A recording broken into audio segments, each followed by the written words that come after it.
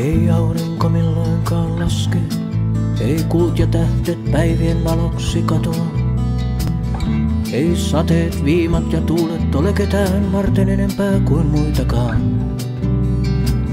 On hiljaisuus ja öinen huuto, lauhua saman häkeltyneen sielun, joka kysyyksensä polvillensa on kumartuneena pyhättöin karun tuomion kiveen.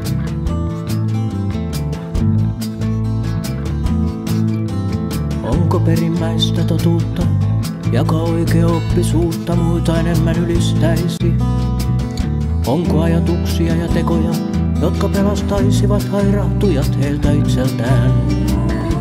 Kuka kaiken päätyttyä voi sanoa ollensa oikeammassa kuin muut, koska ymmärsi ihon heikkouden ikuisen syyksevän kirron alun alkaen syntyessään?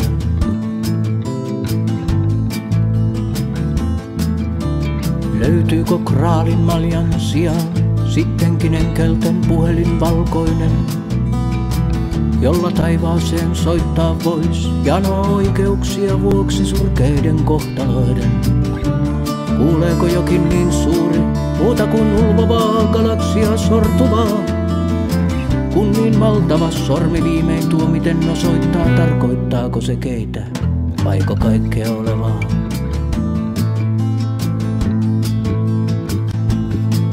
Ymmärtääkö elämää meissä sittenkään itseään? Emmekö me laukausta pistoonin edessämme viimeinkään nähdä? Olemmeko vain eksyneet lampaat, jotka niityllä paimentaen käyvät? Oliko Jeesus Kristus yksi heistä, vaiko ainoastaan yksi meistä?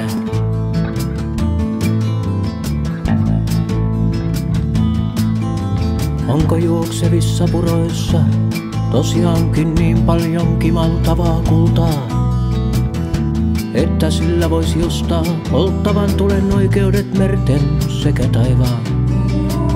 Onko jalokiviä niin paljon, että ne jokaisen kuninkaan rikkamaan riittää?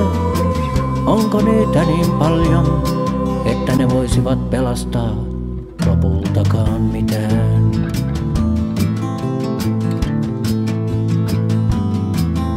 Toivon hetki menetettäväksi on liian kallis, siksi taistelu julistettiin. Taistelun päätyttyä nautitaan viimeisellä ehtoollisella se, mitä sinne tuotiin.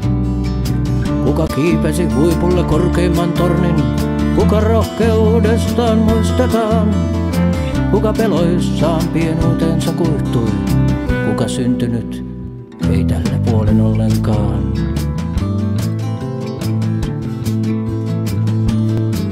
Ymmärtääkö elämä meissä sittenkään itseään? Emmekö me laukausta pistoolin edessämme viimeinkään näe? Olemmeko vain eksyneet lampaat, jotka niityllä paimenta etsien käyvät? Oliko Jeesus Kristus yksi heistä, vaiko ainoastaan yksi meistä?